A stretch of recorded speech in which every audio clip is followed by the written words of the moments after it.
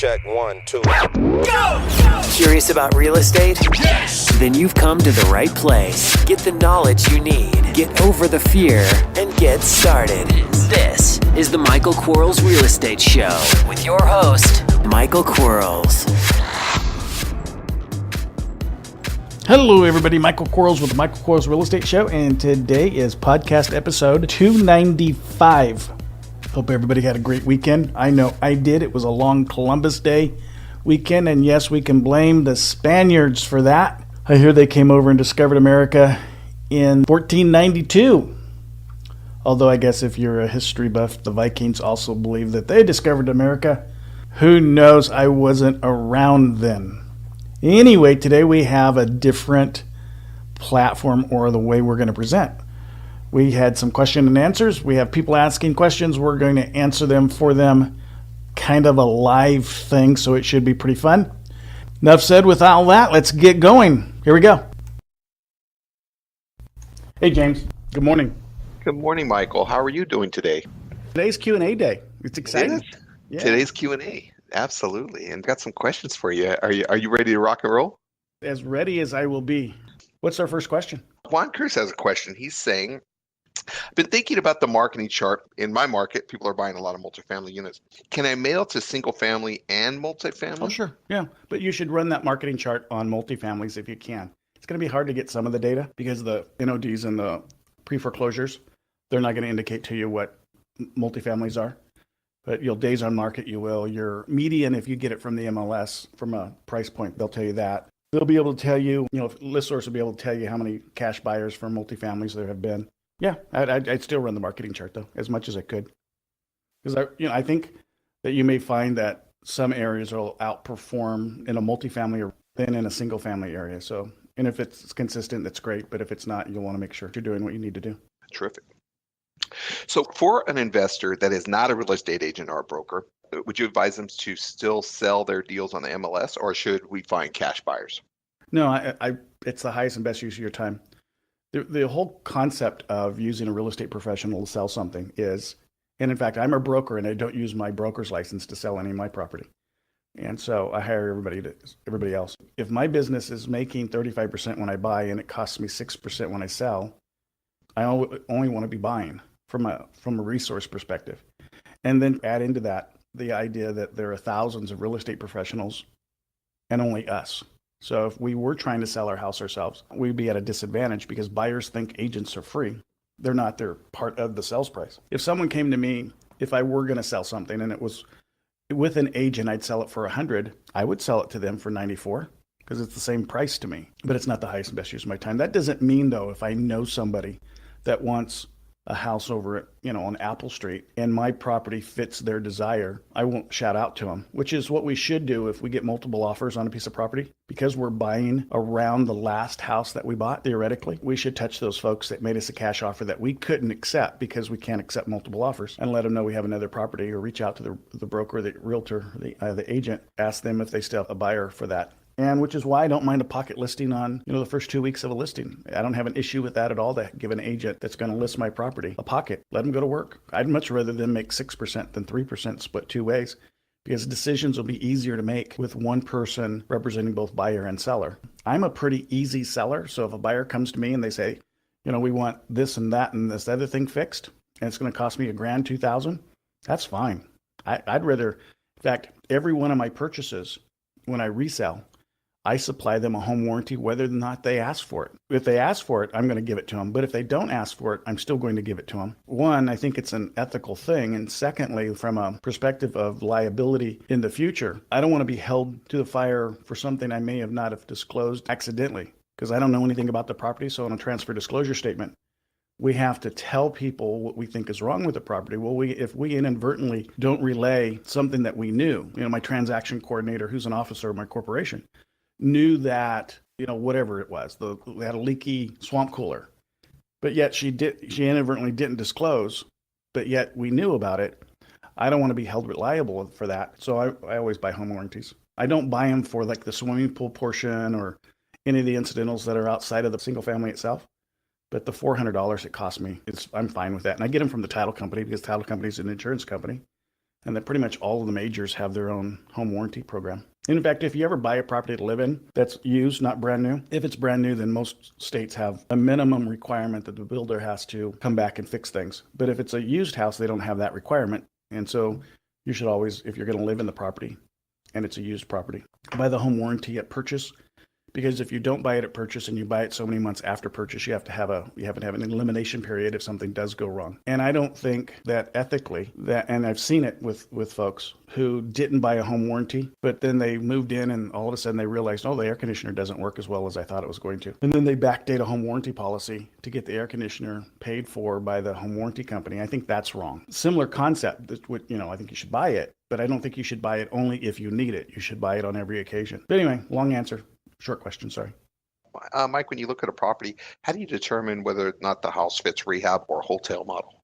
For me, most of the time, it's going to fit the wholetail model. All fit both, pretty much. I mean, that's our market because we're looking for the dumps. We're looking for the deferred maintenance project. We're looking for the people that procrastinated something. So they're both going to fit, theoretically. But for me, I don't want to go down to Home Depot anymore. I know I can make more money with my dollar turning houses than I can buying 2x4s. However, if I have a limited marketing budget, which means I have a limited list of properties that I'm going to buy, then I may want to capitalize on the fix and flip. Now, with that said, I have a general building contractor's license, so I know a considerable amount of how to build and rehab a house.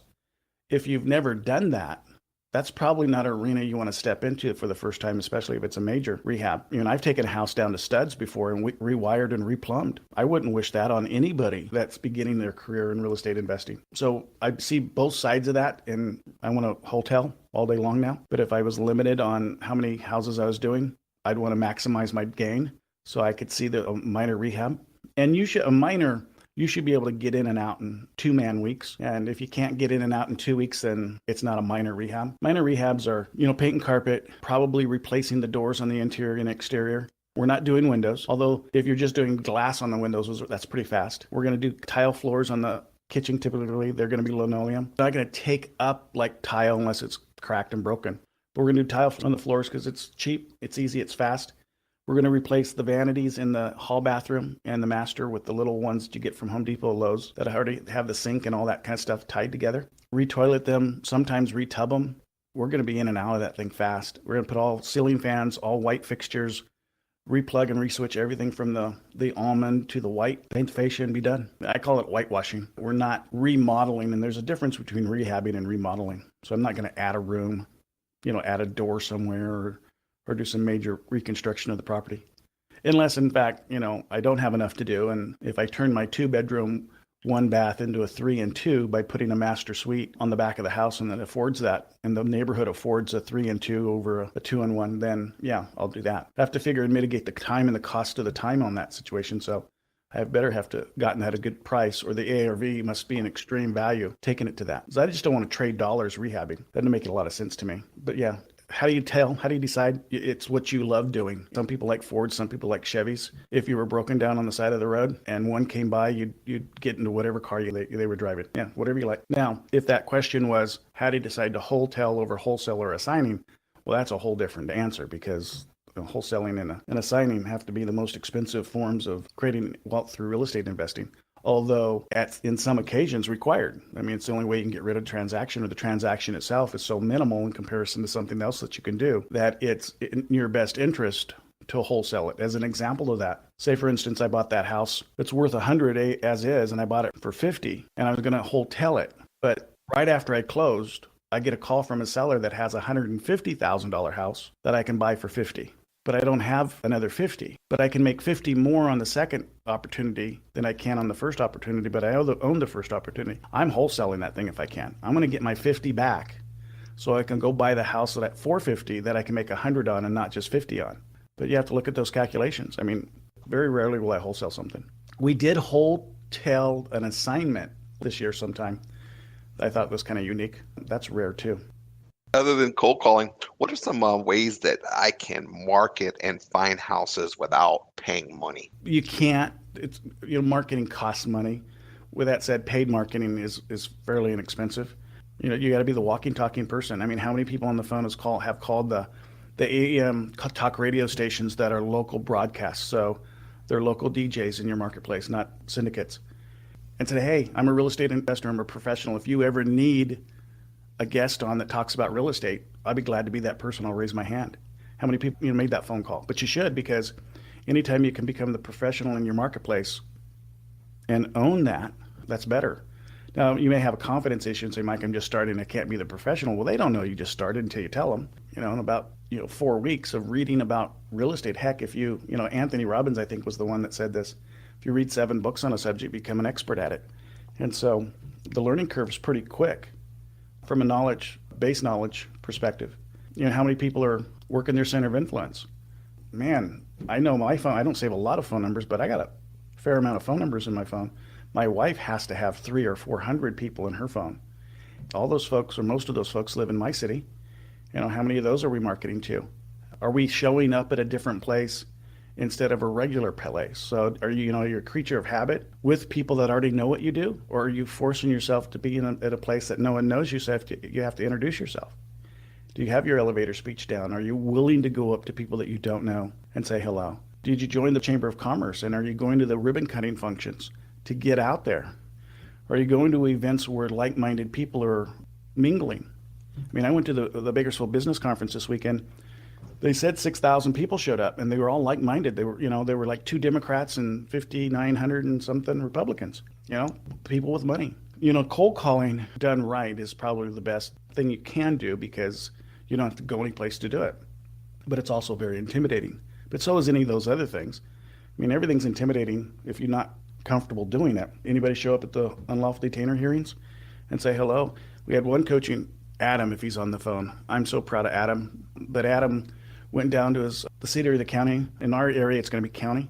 But for the code violations, got a list of those. You get the code violations. It shows you the address.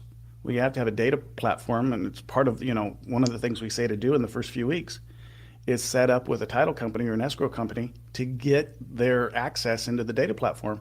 So you can put an address in, 123 Apple Street that has a code violation and find the owner's address. Maybe it's an owner-occ, but maybe it's an absentee. Well, if it's an absentee and they live in my city and they have a code violation, I'm going to go and say hello if I don't have anything else to do. We're talking about free stuff here, except for the cost of the gas and the cost of, our time.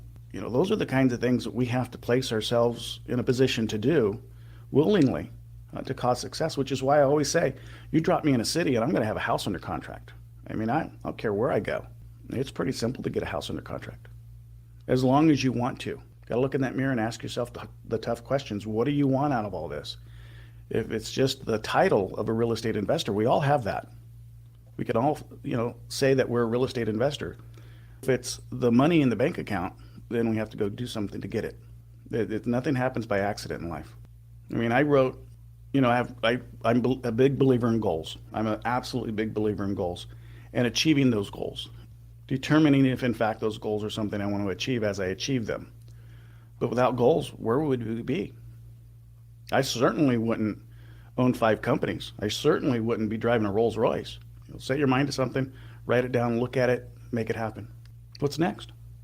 All right. So that's all the questions I have. Craig has one on the side. He says, is the home warranty cost included in the 10% buying and selling cost? Yeah, it is. It's a nominal fee anyway. Yeah, $400. And I like getting it, I guess. Again, I think it's a good thing for the person that receives it. And then it's a good thing for us from a legal perspective. Not that anybody can do anything in the big picture anyway. However, meaning, that I could be sued and exorbitant amount of money. But, why even go down that road? For $400, it just seems like it's simple to put to bed, to put to rest prior to the incident. That's one of the other reasons I like real estate relationships with real estate professionals selling the property. They have what they call E&O insurance, errors and omissions insurance.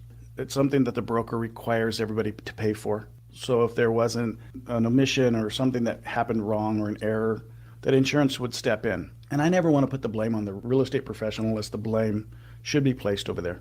When there's a little hiccup in a real estate transaction of, the fence is wobbly and my real estate agent didn't tell me and your real estate agent didn't tell me and you didn't tell me, well, we're all going to put our heads together and figure out how to make it happen and make it work. Again, if it's legitimate, something that my agent or the other agent should have disclosed to the buyer, then we're going to allow what they have in place to take control of the situation. As an example of that, we sold a house in, where was it, Wasco? They had a home inspection. They had, it was an FHA loan, so everything about it was, qualified for FHA. And after the buyer moved in, they had a rain, and I guess there was a leak in the roof. So, of course, the buyer was frustrated, wanted me to pay $7,000 for a new roof. And I said, well, no, because we disclosed everything, and you have an FHA loan, which means you have 2-year roof cert. We let those things take place. The person that certified the roof gets to go out there and fix it, because for a fee, they told everybody the roof was fine. And if they didn't get up on the roof and determine for in fact that it was fine, shame on them. But I paid an insurance policy to make sure that that roof was working for 2 years. Not to mention that it's more economical to have a real estate professional sell our houses. Some of those things make it worthwhile to use a real estate professional. I don't need them for disclosures. I don't need them to determine what I can and cannot do, but I sure like them for marketing, some of the other things that come along with them. And the relationship building, the fact that they're eyeballs that will be out there looking for, because they're trying to take listings, and so they're going to be in houses that they can't list, and they'll let you know that one's available. They're not hard to find, are they, James? No, not at all. They're out there. All you got to do is call 2 a week. And even if you have one, you still have to call 2 a week. Absolutely. It's not like cheating on your wife where you're married and you're still trying to date someone. Nope. It's not that. It's about finding the professionals to do business with. Because if we look at real estate professionals, and lenders for that matter as well, if I have a property, it's in 93308, which is Wholetail for us, which is an area of the city that some realtors will sell in, some realtors won't. It's a redneck, more pit bulls, bicycles, and pot being smoked there than anywhere else in Bakersfield. So when I interview real estate agents, I want to know who does what and how good they are at doing what they're doing. And I especially want to make sure that they work in my marketplace.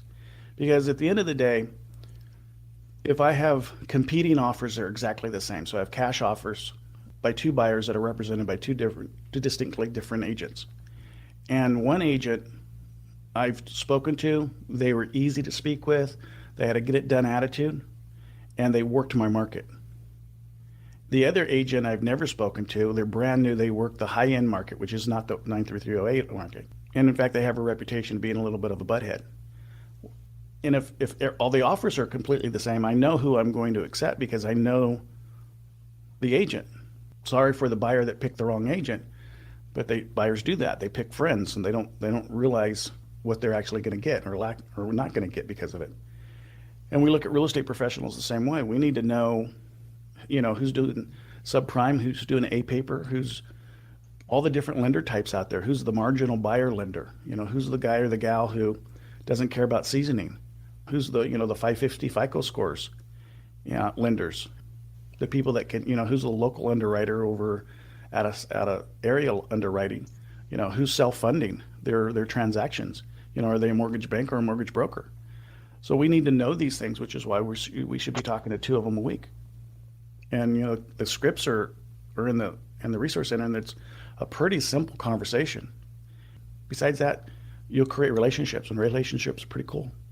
And again, those lenders, like the realtor that can't take a listing, there are lenders that are refi lenders, which are great lenders to have in your center of influence, and refi lenders who are trying to refinance someone out of their existing mortgage. And some of those folks need to get out of their existing mortgage because they may be facing doom. But if they can't, that's a great resource for opportunity, because that refinance lender, I never how much you've spoken to lenders, James, but the lenders, they start this bonding approach to the real estate transaction. So most of them really feel bad that they can't perform for a borrower. So if they can't make the loan, they want to make the situation right for their borrower. Being the go-to professional on a situation like that would be great. It's all those things that we do on a weekly basis. Absolutely. All right, I'm gonna come over here to Mr. Jimmy and see if he has any questions today. Thanks for listening. We'll be right back. Are you running out of leads? It's time you tried Yellow Letters at yellowletters.com. Get motivated seller leads through yellow letters, postcards, zip letters, typed professional letters, greeting cards, door hangers, and business cards. Yellow Letters is a full-service marketing company created with your success in mind. Get the personal attention you need to get your direct mail campaign started and get in touch at yellowletters.com. And we are back in 3, 2, 1. Hey guys. How are you, sir? Hey. Doing great. So it looks like we do have some questions here on the sidebar there. I'll start with my list right now. Say I've just put a property under contract. Is there a form for the seller to fill out to give authorization for the title company to contact the mortgage company to get a seller's payoff amount directly, or does the title company just verify? That they don't need that authorization. You'll need that authorization if you want to contact the mortgage company, and there is a form for that. But the title and closing companies, they don't need any authorization. They're not getting any confidential information other than just payoff. And they'll send the bidding demand, get that right back, or get it over the phone or email to them. So it's pretty basic. All right. And like in California, they actually are fingerprinted and background checks. So they are supposedly upstanding citizens. So not going to try to harm someone. Although, and there was one of our coaching students in Texas was doing a deal where the title agent was arrested because she was stealing. I think she got up to $6 million. It's like, man, Wow. go get a job. I'm always amazed that people steal, and the amount of effort that it takes to steal money, if they put that same effort into creating wealth legitimately, they create wealth. So that, I'm going to tell a story, Jimmy, okay? Can I tell a story while you're thinking about the next question? Sure, go ahead. I want to hear it. Okay, so because I own Yellow Letters and we have a customer, I'm not going to call him a customer. We have someone who's defrauding us. And so we have the Secret Service involved, which I think is really cool. But here's how brilliant criminals are. They order mail and they put their phone number on it, and they use stolen credit cards. But they don't just do it once. They do it like several times. I think they forgot the important thing that they're doing. They're putting their phone number on it. I mean, and the Secret Service is like they wanted to fall over in their chair laughing. Really? Yeah, you can call it and they'll answer the phone. Boy, I feel sorry for this guy because they're absolutely going to sting him and put his little entourage in jail, which may be a, move up for him. Who knows?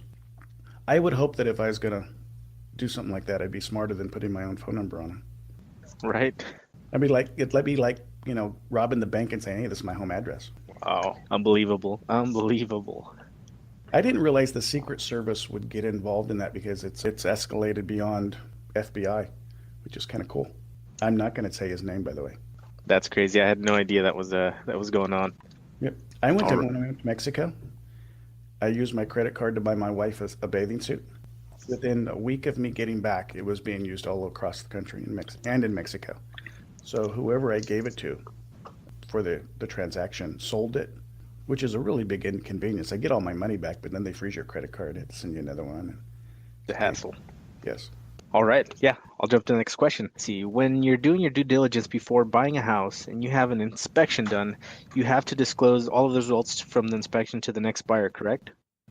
I just give them the home inspection. So any of my inspections and any of my disclosures from the seller, I turn over to the buyer. It just seems reasonable to me. Unless I have remodeled or rehabbed the house. If I've mitigated all those issues, I don't need to then. But yeah, disclosure is the great thing. I think you should never ask someone to do something without them having the knowledge that you have, because it's unfair. I think that's what makes a great leader, is that you'll never ask someone to do something you wouldn't do. So it's the same way with buyers and sellers. You should never ask a buyer to do something and you wouldn't do it. If you thought it was important enough to get a home inspection on a property, you should think it's important enough to pass that along. Because if you can't sell it, you can't sell it. You shouldn't do something unethical to try to sell it. Gotcha. Perfect sense. It's the last printed question I had. I'm going to hop over to the sidebar there. Let's see, it looks like Christian Dunlap had a question. I've been gathering code violations and have a list of several hundred now. Just sent out my first batch of mailings and it took forever to hand sign each letter. Do you think it's worth the time to hand sign or just add an image of your signature and word? An image of your signature. Don't try to make it so perfect that it looks like it's an image of your signature, and make sure it's a different color. Blue for signatures work well. Perfect. Next question I do have from Eli. We get to this, we want it to look just like, gosh, man, I could get an art degree with what I just created, diploma, and make it look messy because that's what signatures are. So we end up, when we put them on something, we end up turning them so they're crooked.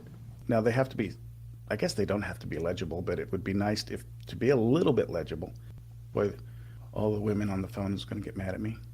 Don't disguise who you are by having somebody else sign your name. As an example, like we have a lot of females that work here. Every one of them can sign my name prettier than I can. Every single one of them. If I didn't like signing my name, I'd have a male do it because the penmanships are different. That's not a racist or a sexist thing to say. I can't run for president if it is. All right. Well, the next question I have for you is from Eli. You mentioned networking as a way to expand your contacts. Can you expand on your follow-up method once you exchange and receive 10 business cards? At the moment, I follow up with the message via LinkedIn. I don't do any social media, and it's just because I'm double nickels. I'm 55. I'm not, I've taken Facebook off my phone. The first time I was on Facebook for the longest time was, I think, Friday or Saturday. I don't do it. So add them to your center of influence, make a cue card, put the cue card in the basket of the baskets that you're pulling names out of for the next, after 30 days from now kind of thing. Just reach in every morning and pull out whatever number of cue cards you have in that basket divided by 22. And those are the folks that you call that or contact that day. There's something about physical contact over digital contact or all of the other stuff out there.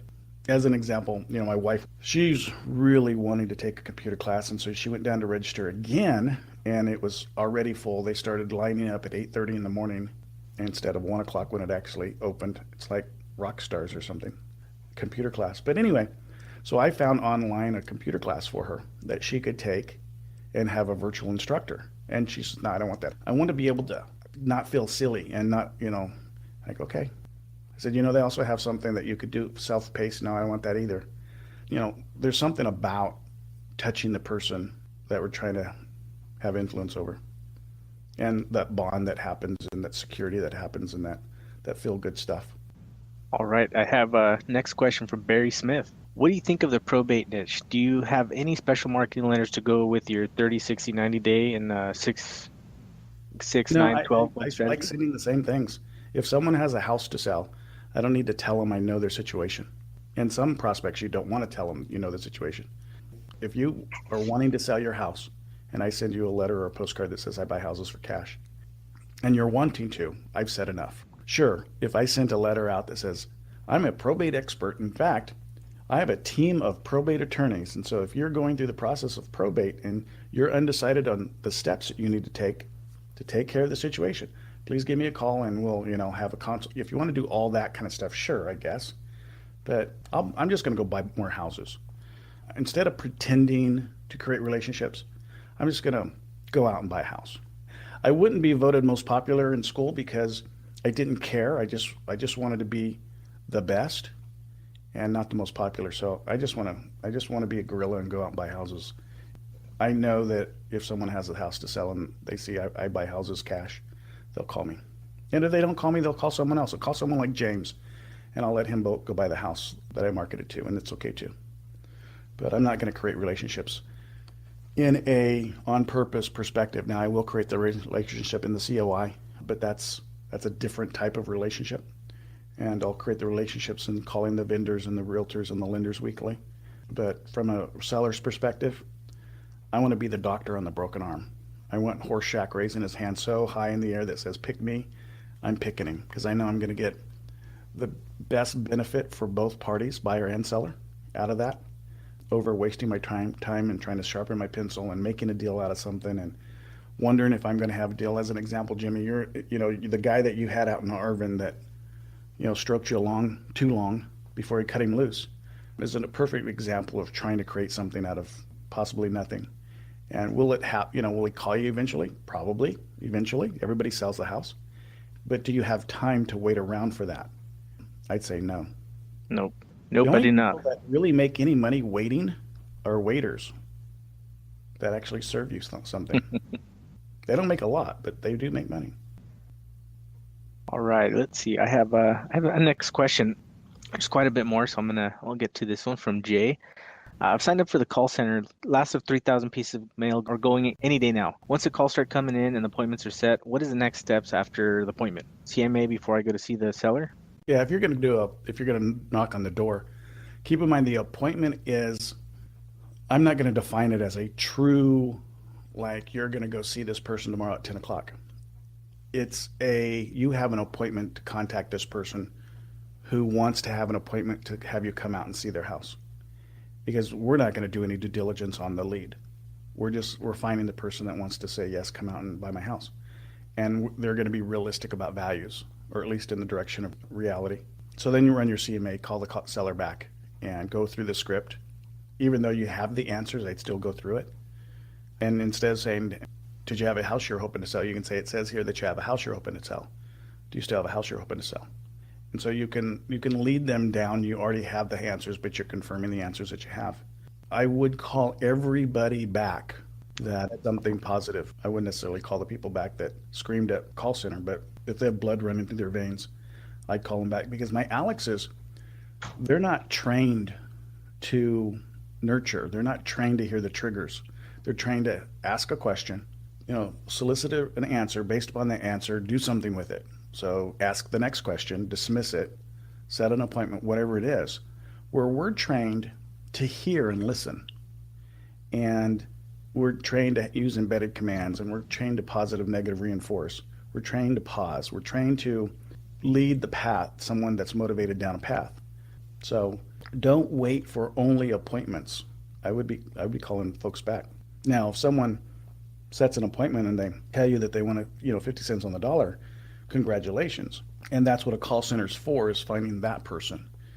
And unfortunately, they're going to dismiss because the person wasn't proactive when they were talking to the call center. They're going to dismiss the candidate that really is horseshack but won't tell us about it from the call center perspective.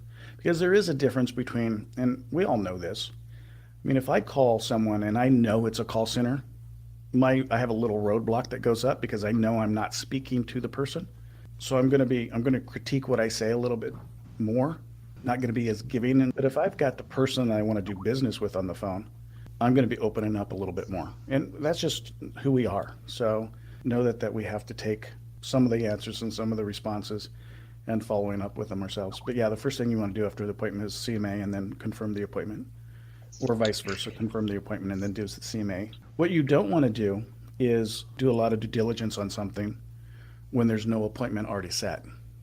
If you get a call back or an email back that says John Doe wants to sell Apple Street but hasn't set an appointment, they wanted $100,000 for a $110,000 house, which isn't close enough to set an appointment. I wouldn't do a lot of investigating on Apple Street until I called John and went through the script and got him down at least 85 cents on the dollar or less. And then at that, I'd start my due diligence. But we waste a lot of time researching something that's never going to happen because we want to be ultra ready. The reality is the person that wants to sell their house at a discount is going to tell you that. Some of them actually say, I want to sell my house at a discount, but the rest of them tell us in the responses to our questions and how we ask them, how they say them. What's next, Jimmy? Next question I do have is from Ray. How do you kick the unprofitable deal under contract to the curb? How would that conversation go? Just a release of contract, or would you share the lead with the realtor? Yeah, it depends on the relationship I have with the realtor and the relationship I have with the seller. If you have a seller that's unwilling to participate and it's just an angry relationship, then I'm probably not going to give that relationship to my realtor.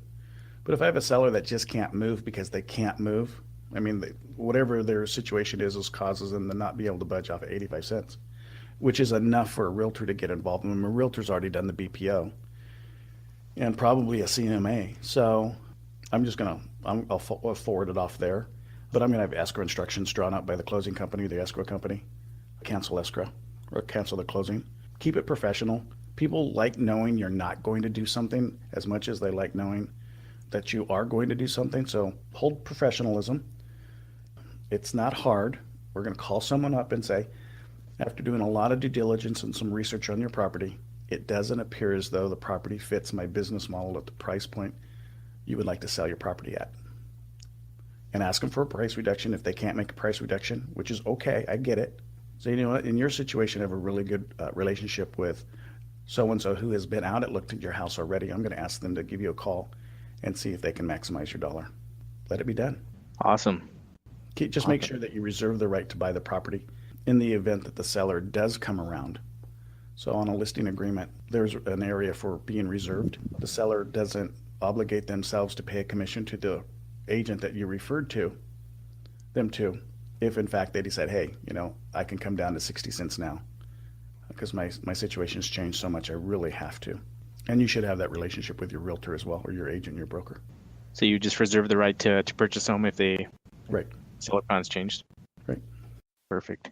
That's the same thing on a listing agreement. There's an area for the listing agreement or agent with you to say that they have so many days after expiration of the listing that if you subsequently sell it to one of the offers that were made, that they're still obligated to a commission. Now, I think ethically, if you have a listing that expired and subsequently sell it to a buyer that that buyer that presented an offer during listing period, that ethically you're obligated to pay a commission. But if they don't say you're obligated, then you're not obligated. But I think you should always step up and say, hey, John, I sold the house to one of the offers that you presented to me, and I'd like to have you handle that, and let's go ahead and relist it. Make sure you satisfy everybody, because you wouldn't want to be burned like that if the roles were reversed. But I've seen folks, you know, they know their listing's expiring in 5 days, and so they take an offer. Instead of accepting it, they deny it and then contact the buyer directly, or the buyer's agent directly, and that's just wrong. What's next? All right. Well, I have one more question. It looks like the final question from Craig Connors. I see a key, so I'm going to go ahead and unmute Craig. Actually, I have a rather simplistic question, but a very important one. It's really about the different follow-up sequences. So, for instance, with the Alex, you know, when they get a call, they call back 3 days in a row, and then it goes to 15, 30, 60, 90. And then what happens if they do not connect with the caller at all? Then do we get a notification back on that? No, you won't. So if we can never get a hold of the person again, you're not going to get that notification. You will get the notification if we've determined that they're not a prospect, and you're going to get a notification that an appointment was set, and you're going to get a notification that they're in the cycle. Yeah, So if we received an email from the call center that says we got a call on this phone number, and we're entering that information into our CRM, then it's going to be incumbent upon us to kind of decide whether or not we're going to include them in any kind of texting campaigns or any further callback campaigns. Yeah. Keep in mind some of the federal guidelines on what you can and cannot do from a texting and calling out perspective. Okay. Make sure you don't break the rules there, because you can't start texting somebody. It's a really weird rule. There has to be human intervention. Most texting platforms are automatic. So you put a series of phone numbers in them, and you have a drip system attached to it, and you know, all of a sudden you get all these, you know, the person gets and receives all these texts. That way, unless you have written authorization in advance that they want you to do that. From our business perspective, if it was a personal risk perspective or a nonprofit perspective, you don't need a written authorization. You just need their verbal authorization. But so automatically they have to authorize you in advance. When human intervention is in place, they don't have to authorize you in advance.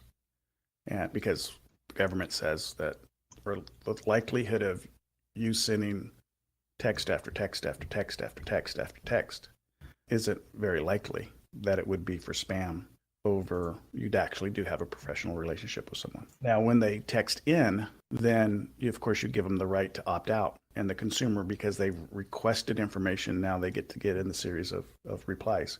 So be conscientious of some of those rules. Okay, good heads up on that.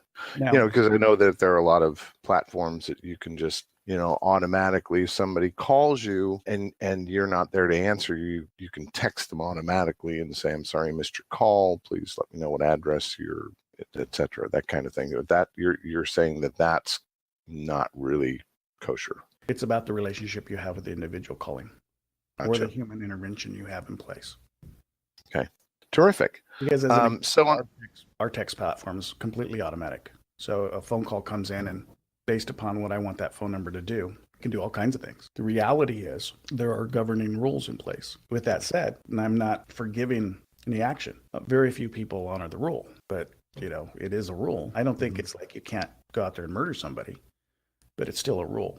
I would hate to, as my job is never to lead someone down a path that couldn't possibly bite them a little bit. Gotcha. That makes any sense. Good point. Good point. I just got an email that's so exciting from my call center. I just bought a house. Kind of cool. Awesome. Yeah. Awesome. Kind of nice. Feels Congratulations. That's great. good. Are you still on the road visiting family, or are you going to go back to work this week? I am back to work this week. In Very fact, I good. just put another contract out yesterday, so we'll see if we get that one back. So that's pretty cool. On the Ryan side of things, so let's say Ryan calls for an appointment and they don't connect with it, then how often does the Ryan or the Alex go back to rebook the appointment? What is 3 that? times. So I think 3 it's times. 3, 5, and 7. 3 to then 5 after and that, it 7. goes back into the Alex system. Okay. What we 5 know and about that is if someone said they wanted to do something, and then so they were in the hurry up mode, you call them back and they're not answering your phone. They're no longer in the hurry up mode. They've solved their problem, or their problem, has been mitigated someplace else or another way. We're still going to try 3 times. Mm-hmm. Okay.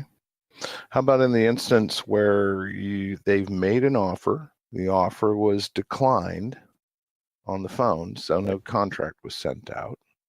What would be the follow-up sequence on that? Going 3, 5, and 7.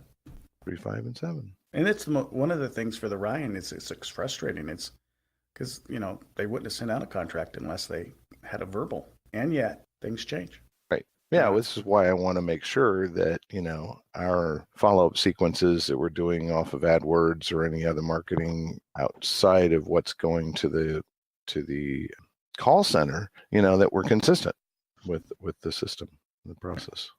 There's a lot, but we still have some. My wife and I want to buy some patio furniture, and we have picked it out. It's not summer, or the summer is leaving us in Bakersfield. The patio furniture is like $5,400. And we've been down to the patio store to look at the furniture. I've sat in it 2 times. So twice we've been down there. We've driven down there. We've told the people when it goes on sale, call us. And I even told them what sell price I want to pay. So the last time we were there, they go, "Can we get your phone number?" Which I thought was a pretty good indication. Maybe they'd call us. Guess what they don't do? They don't follow up. Call you. They don't call me. And I'm up. So the stuff may have gone on sale and they still don't call you. My negotiation with them was an extreme. My wife doesn't like me when she wants something to be the guy that negotiates it to a point where I would buy it. So, but I gave them a reasonable value. I said, when it goes on sale for this value, and yet they haven't called me. And I'm looking at that. They actually made a comment to my wife that, well, we were actually raising the prices 5%, and we'll just keep it if it doesn't sell until next summer. And I'm thinking, man, I wonder if you're going to be in business next summer. So follow-up's important. That's when things Absolutely. get done. Especially if someone calls you. If they start calling me and I have lost interest, I don't call them back. That's either because they didn't reduce the value to the price point I wanted to buy it at, or I've purchased it someplace else because they're not the only furniture store my wife is going to. But yeah, follow-up's important. Congratulations on your contract yesterday. Well, thank you. Well, I have to get it back first, and I'll get excited about it. But yes, thank you. So let's say Ryan sent out a contract, and they haven't sent it back. Is the same follow-up 3, 5, 7 follow-up sequence apply in that scenario as well? Right. Correct.